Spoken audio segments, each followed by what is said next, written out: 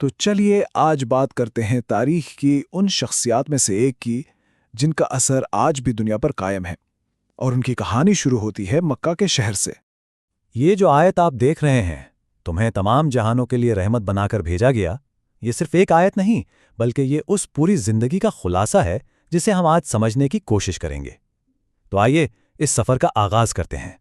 ہماری کہانی کا آغاز ہوتا ہے 570 عیسوی میں مکہ کے شہر سے، ایک ایسے بچے کی پیدائش سے جن کا بچپن غیر معمولی آزمائشوں اور ذاتی صدموں سے بھرا ہوا تھا۔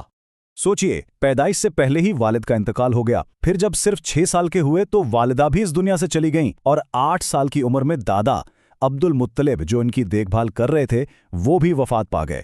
اس کے بعد ان کی ذمہ داری ان کے چچا ابو طالب نے سنبھالی۔ مطلب بچپن میں اتنی بڑی بڑی آزمائشیں، لیکن انہی مشکلات نے آپ صلی اللہ علیہ وسلم کی شخصیت کو سچائی اور ایمانداری کی ایک مضبوط چٹان پر کھڑا کر دیا۔ اور یہ سچائی اور ایمانداری کوئی چھپی ہوئی بات نہیں تھی، یہ اتنی مشہور تھی کہ مکہ کے لوگ جو بعد میں آپ صلی اللہ علیہ وسلم کے مخالف بھی بنے، اس وقت بھی آپ صلی اللہ علیہ وسلم کو الصادق یعنی سچ بولنے والا اور الامین یعنی امانت دار کہہ کر پکارتے تھے۔ یہ القابات یہ کوئی معمولی بات نہیں تھی، یہ ان کی شخصیت کا ایک سرٹیفکیٹ تھا جو معاشرے نے دیا تھا۔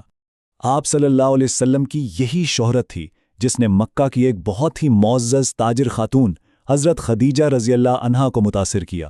انہوں نے نہ صرف آپ صلی اللہ علیہ وسلم کو اپنے کاروبار کے لیے منتخب کیا بلکہ شادی کا پیغام بھی بھیجا۔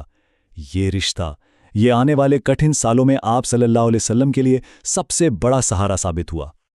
آپ صلی اللہ علیہ وسلم جیسے جیسے بڑے ہوئے تو اکثر شہر کے شور و غل سے دور نکل جاتے تھے، پہاڑوں میں جہاں وہ تنہائی میں غور و فکر کیا کرتے تھے۔ اور پھر جب آپ صلی اللہ علیہ وآلہ وسلم کی عمر 40 سال ہوئی، غار حرا میں ایک ایسی ہی خلوت کے دوران ایک ایسا واقعہ پیش آیا جس نے دنیا کی تاریخ بدل کر رکھ دی۔ تو سوال یہ ہے کہ ایسا کیا ہوا تھا اس غار میں؟ اس کا جواب فرشتہ جبرائیل علیہ السلام لے کر آئے ایک واحد الہامی حکم کے ساتھ جس نے آپ صلی اللہ علیہ وسلم کی نبوت کے آغاز کا اعلان کیا۔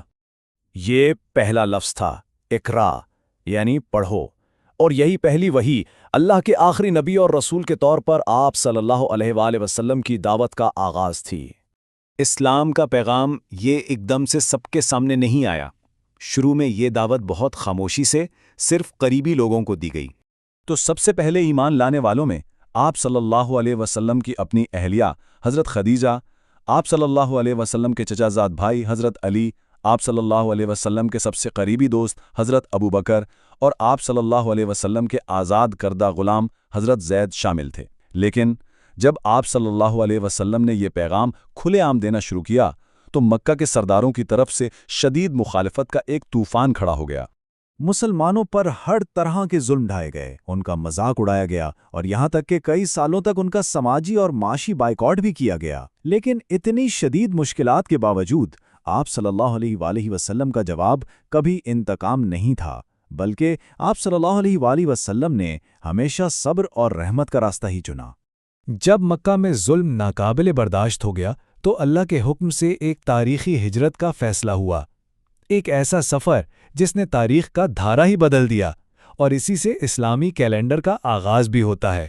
تو مکہ میں تو صورتحال ظلم اور دشمنی کی تھی، اس کے مقابلے میں 622 عیسوی میں مدینہ کی طرف جو ہجرت ہوئی وہ صرف ظلم سے فرار نہیں تھی، نہیں، بلکہ یہ ایک نئے معاشرے کی تعمیر کے لیے ایک سوچا سمجھا قدم تھا، ایک ایسی جگہ جہاں بھائی چارے اور انصاف کی بنیاد رکھی جانی تھی۔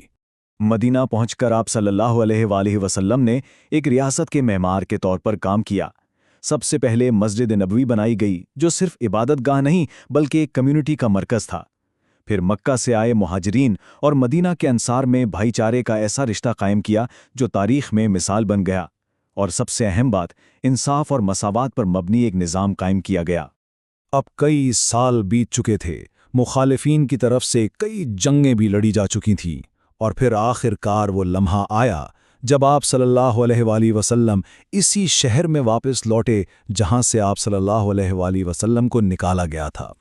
ہجرت کے 8ویں سال یہ ایک تاریخی دن تھا جب آپ صلی اللہ علیہ وسلم 10,000 صحابہ کے ساتھ پرامن طریقے سے مکہ میں داخل ہوئے۔ اور پھر وہ تاریخی لمحہ آیا، فتح مکہ۔ سوچئے، جن لوگوں نے آپ صلی اللہ علیہ وسلم کو اور آپ صلی اللہ علیہ وسلم کے ساتھیوں کو گھر بار چھوڑنے پر مجبور کیا، जुल्म के पहाड़ तोड़े। आज वो सब आप सल्लल्लाहु अलैहि वसल्लम के सामने थे। बदले का पूरा मौका था। लेकिन आप सल्लल्लाहु अलैहि वसल्लम ने क्या कहा? आज तुम पर कोई पकड़ नहीं, यानी जाओ, तुम सब आज़ाद हो। ये सिर्फ एक माफ़ी नहीं थी, ये आप सल्लल्लाहु अलैहि वसल्लम की रहमत का सबसे बड़ा सबूत था। फ़तेह मक्का के बाद आइए अब आप सल्लल्लाहु अलैहि वसल्लम की ज़िंदगी के आखिरी साल का जायज़ा लेते हैं। ये वो वक्त था जिसने आप सल्लल्लाहु अलैहि वसल्लम की लाजवाल मिरास को हमेशा के लिए महफूज कर दिया।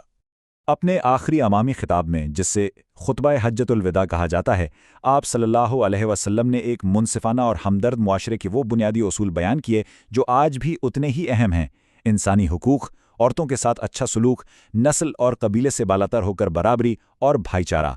और फिर हिजरत के 11वें साल 63 साल की उम्र में आप सल्लल्लाहु अलैहि वसल्लम इस दुनिया से रुखसत हो गए।